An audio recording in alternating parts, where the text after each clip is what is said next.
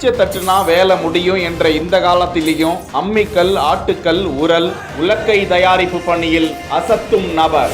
வருமானம் கம்மியாக தான் இருக்குது. என்ன பண்ணுறது, அழிஞ்சிடக்கூடாது. இந்த தொழிலை யாருமே செய்யலை இந்த ஏரியாவில், அதனால நாங்கள் செஞ்சுக்கிறோம். செட்டிநாட்டு பாரம்பரிய வீட்டு உபயோக மரப்பொருட்களை தயார் செய்து அசத்தும் நபர். இது மெயினாக இப்போ யாரும் இதை யூஸ் பண்ணுறதுக்காக வாங்கலை. இது கலைப்பொருள் மாதிரி வீட்டில் வச்சுக்குவோம் அப்படிங்கிறதுக்காக தான் இப்போ 90% வாங்குறாங்க. இதை இடித்து சமையல் செஞ்சு சாப்பிட்றதுக்கு இப்போ யாரும் செய்கிறதில்ல.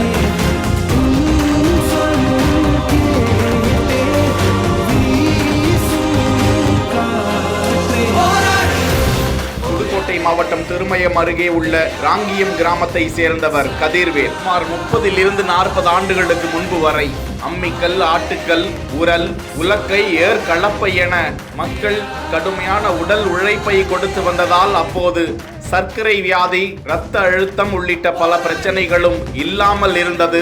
ஆனால் அதையெல்லாம் தூக்கி தூர எறிந்த பிறகு தற்போது எல்லா நோய்களும் மனித உடலுக்குள் வந்துவிட்டது. ஏன் ஐயா இந்த காலத்திலையும் உரல், உலக்கை செய்யறீங்க, யார் இப்ப இதெல்லாம் வாங்கிட்டு போறாங்க என பலரும் கதிர்வேலிடம் கேள்வி கணைகளை தொடுத்தனர்.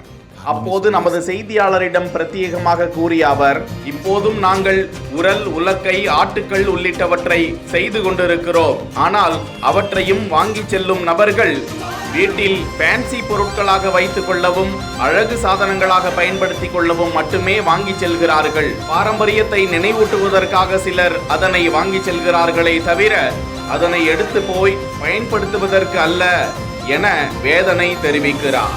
பருப்பு மத்து, தயிர் மத்து, இடியாப்ப உரல், முறுக்கு உரல், அரிவாள் மனை, தேங்காய் துருவி, சப்பாத்தி கட்டை, பல்லாங்குழி, கரளா கட்டை, மருந்து இடிக்கும் உரல், குழந்தைகள் நடந்து செல்லும் நடைவண்டி போன்ற பொருட்களை நேர்த்தியாகவும் அழகுறவும் செய்து அவற்றை செட்டிநாடு பாரம்பரிய முறையில் தயாரித்து விற்பனை செய்வதால் மக்கள் ஏராளமானோர் தன்னிடம் வந்து அவற்றை வாங்கி செல்கிறார்கள் என்றும் கதிர்வேலுக்கு பாராட்டுக்கள் குவிந்து வருகின்றன.